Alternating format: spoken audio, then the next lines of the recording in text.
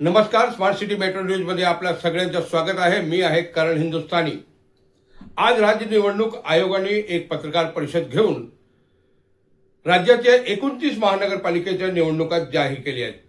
यात 23 तारखेपासून नामांकनाची प्रक्रिया सुरू होईल, जी 30 तारखेपर्यंत चालणार आहे. त्याच्यानंतर 31 डिसेंबरला जे नामांकन आले त्यांची अर्जांची छाननी होणार आहे. त्याच्यानंतर 2 जानेवारीला उमेदवारी अर्ज मागे घेऊ शकता. 3 जानेवारीला निवडणुकांच्या चिन्हाचं वाटप होणार आहे आणि 15 जानेवारीला प्रत्यक्ष मतदान आणि 16 जानेवारीला मतदानाचा निकाल लागणार आहे. आजपासून राज्यात आदर्श आचारसंहिता लागू झालेली आहे. यासोबत जुलै महिन्याची 2025 ची यादी जी आहे, मतदार यादी, ती गृहीत धरली जाणार आहे.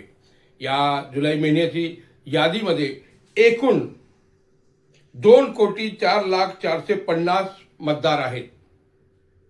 त्याच्यात पुरुष 1,83,000 आणि महिला 1,21,000 आहेत. बाकीचे तृतीयपंथींचा पण समावेश आहे. 2015 नंतर राज्यात महानगरपालिका, नगरपालिका, ग्रामपंचायती यांच्या निवडणुका झालेल्या नव्हत्या. म्हणजे एकूण आपण जर बघितला तर 10 वर्षानंतर महाराष्ट्र राज्यात स्थानिक स्वराज्य संस्थेच्या निवडणुका होत आहेत. प्रत्येक पक्षाला आपला स्वतःचा महापौर बसवायचा आहे. भावी नगरसेवक म्हणून होर्डिंग लावणारे भरपूर आहेत. या पक्षातून त्या पक्षात, त्या पक्षातून या पक्षात उड्या मारणारे भरपूर आहेत. एक नवीन पक्ष या 10 वर्षात तयार झालेला आहे. शिवसेना पासून वेगळी होऊन शिंदे सेना तयार झालेली आहे. त्यांच्यासोबत भाजपची युती आहे आणि याचसोबत राष्ट्रवादी काँग्रेस पार्टीचे 2 पार्ट झालेले आहेत.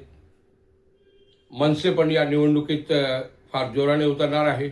शिवसेना, उद्धव बाळासाहेब ठाकरे आणि महाराष्ट्र नवनिर्माण सेना यांची युती आहे. पहिल्यांदा राज्यात जेव्हापासून मनसे अस्तित्वात आली त्यावेळेपासून शिवसेनेशी मनसेशी कधीही युती झालेली नाही. पण या निवडणुकीत, स्थानिक स्वराज्य संस्थेच्या निवडणुकीत मनसे आणि शिवसेना सोबत असणार आहे.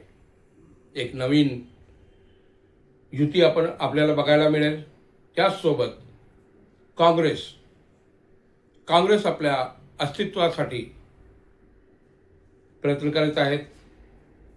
काही अजून छोटे मतदार पक्ष आहेत, राजकीय पक्ष आहेत. ते पक्षसुद्धा या निवडणुकीत फार जोमाने उतरणार आहेत. स्मार्ट सिटी मेट्रो न्यूज मार्फत आम्ही आपल्याला कल्याण डोंबिवली महानगरपालिका, ठाणे महानगरपालिका, उल्हासनगर महानगरपालिकेच्या निवडणुकी संदर्भात बातम्या कंटिन्यू देत राहणार आहोत.